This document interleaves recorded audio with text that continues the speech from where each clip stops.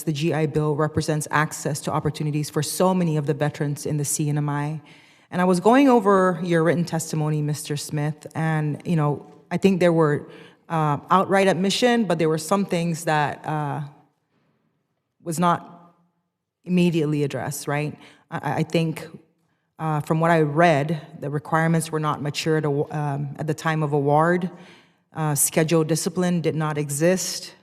Scope was allowed to grow without governance. The BDN was decommissioned before the replacement was complete, right?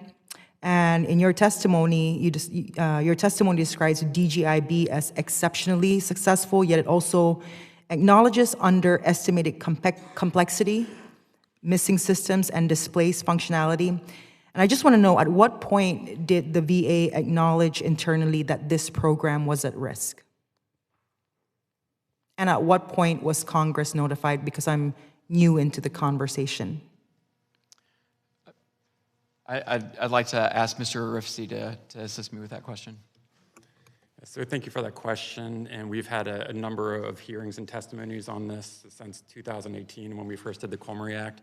So we have had regular engagements. We also meet monthly with staffers and provide them updates on the status of the digital GI Bill and other issues surrounding the education service area. And so through this process, there have been a number of times when issues have been raised to staffers, and we have discussed this at numerous hearings around this topic. Okay, and just for me, because I'm new to the conversation, as I stated, the contract more than has doubled in cost, and what you're basically saying, it has not doubled in cost. You're adding components to the system itself, right? Is just for clarity's sake. We've undoubtedly added costs from the initial base contract, but it is due to both complexity of converting and decommissioning legacy products, as well as new scope related to both congressional initiatives as well as court requirements. I guess it's curious to me that the decision-making process, right? At which point do you basically consider pausing the program rather than engaging in renegotiation? And so because that's a significant amount that we're talking about. I mean, we're talking about $479 million in addition. That could build the CNMI, a whole new hospital system, a whole new police department, and a whole new community college. That's a huge amount of money.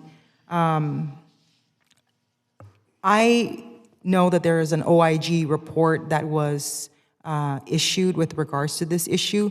Has the recommendations been fully addressed?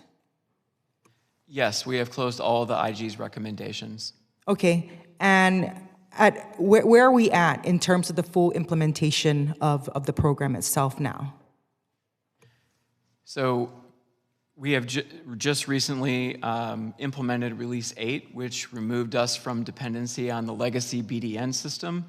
And we are now working to increase our automation outcomes while also making the veteran-facing services better so that veterans can get the information they need and communicate with us through that My Education Benefits program.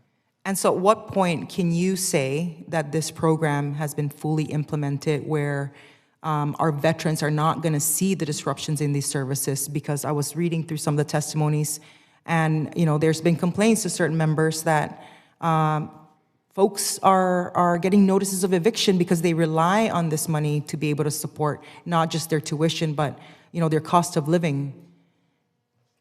Thank you, and that's a great question. And this is why we continue to press automation.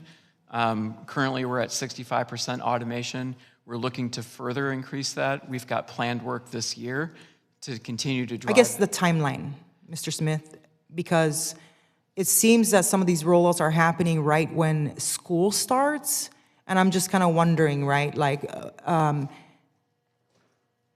what full implementation looks like and how we ensure that we don't disrupt these benefits from getting to where it needs to go.